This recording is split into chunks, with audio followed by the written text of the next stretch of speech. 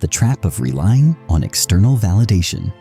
Imagine, my friend, that you are building a magnificent palace, putting all your effort into it, polishing its stones, decorating its walls, and crafting its doors with your own hand. But the only problem is that you're building it on land you do not own. Days and years pass, and you pour your soul into this construction, and then suddenly, the landowner comes and asks you to leave. At that moment, you realize that all the effort you put in has vanished because you simply laid your foundation in the wrong place. And this is exactly what happens when you make others' opinions a measure of your self-worth. Relying on people's views is like building your house on sand. At first, it seems impressive. Applause, admiration, compliments, but it's just fleeting decoration. What happens when people stop paying attention to you?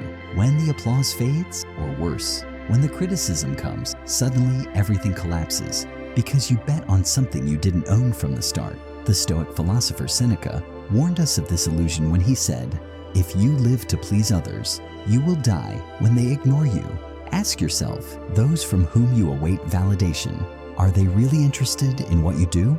Or are they just passing by, glancing for a moment, and then turning to something else? The secret, my friend, is to realize that external validation is nothing more than a mirage. Not because it is completely worthless, but because it is simply beyond your control. You cannot control people's minds or feelings. You might put in exceptional effort, yet someone will find a reason to belittle it, not for anything, but because their perspective differs from yours. If you make their opinion the measure of your worth, you are handing them the reins of your life on a silver platter. But the solution is not to completely reject validation, for we are human, and a word of encouragement might be the moral boost we need in a moment of weakness. The real problem arises when you make these words the focus of your life, when your existence becomes dependent on the opinions of others. True Stoicism understands that its worth is not built from the outside, but springs from within, from harmony with its principles and values. Marcus Aurelius summed up this concept by saying, "Do what must be done, not what pleases others." Think about it. If no one clapped for you, would you continue? If the road was lonely and no one heard the echo of your steps, would you keep going?